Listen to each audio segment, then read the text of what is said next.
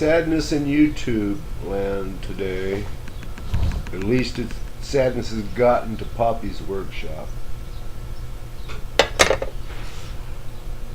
About 2 o'clock this morning, I was making the rounds, checking out all the new videos from my friends on YouTube.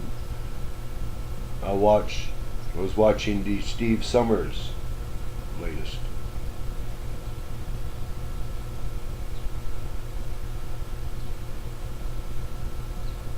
At the end, he mentioned that aussie50 had died.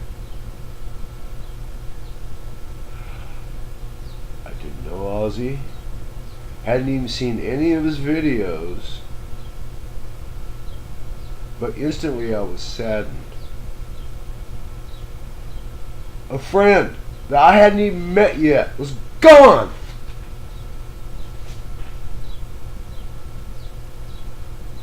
Now I'm afraid to watch his videos. I subscribe to his channel, but I'm afraid to watch his videos because the tributes people are posting, they're talking about darkness and demons and unhappiness.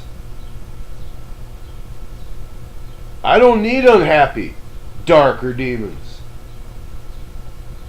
So I am going to check out his videos, but I'm going to be careful.